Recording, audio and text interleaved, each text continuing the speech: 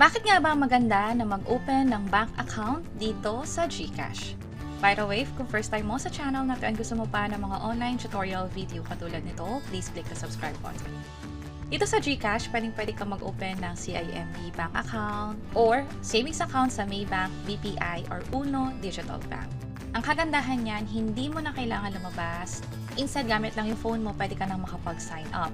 At dahil nga mga bank accounts to, regulated ng BSP at insured ang pera mo up to 500,000 pesos. Kapag ang pera mo ay nasa GCash wallet mo lang, hindi ito insured ng PDIC. Yung mga pera na nasa bangko lang, which is itong ang apat, yung may insure up to 500,000 pesos.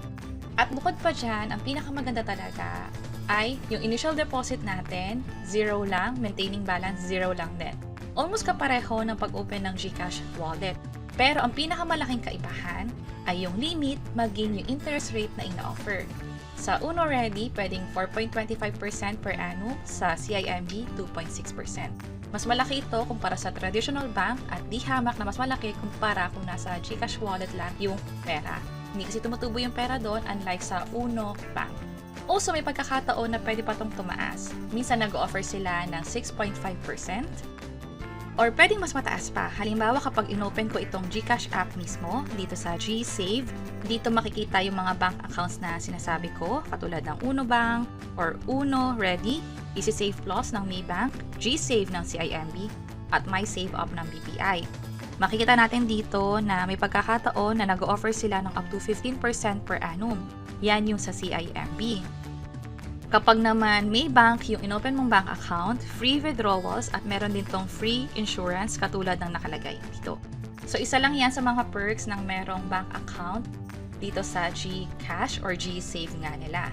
At ang maganda pa dyan, yung limit kasi dito ay mas mataas talaga. Sa wallet natin, pwedeng umabot ng 100,000 pesos kung fully verified account. Kung sakaling gusto nating itaas pa, pwede maging 500,000 pesos. Pero kailangan gawin itong mga nasa baba. Mag-open ka ng GSave account or ng CIMB bank account. Kailangan mo rin mag-open ng GFunds account. Kailangan mo rin mag-link ng bank account at mag-cash in papunta doon sa GCash wallet mo. At pag ginawa mo nga to, ang limit mo per month ay 500,000 pesos. Hindi katulad dito sa Uno Bank, sa CIMB or Maybank na walang limit na 500,000 pesos sa tinatawag. Kung sakaling na mag-pass, okay lang. Pero dito sa BPI, meron itong limit na I think pwedeng up to 30,000 pesos lang per month. So, depende sa inyo kung ano yung gusto nyong i-open. Marami tayong pagpipilian. Kung gusto mo yung parang lumalago yung ipon mo habang nakatabi lang dyan, pwede mo i-consider yung sa CIMB or sa Uno Ready. Kung gusto mo naman na may libreng insurance, may free debit card din, EasySave Plus ng Maybank. Kung gusto mong i-take advantage yung sa BPI na naka-link automatically sa GCash, ibig sabihin free transfer between two accounts, mapa GCash to BPI or vice versa, BPI to GCash, pwede mo i-consider yung BPI.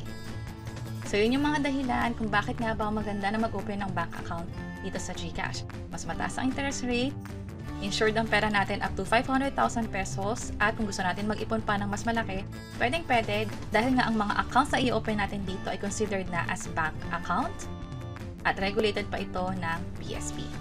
And that's it. Kung interesado na kayo mag-open ng bank account, pwede nyo nang i-check yung page or channel namin. Sana makatulong. See you sa next videos. Bye-bye!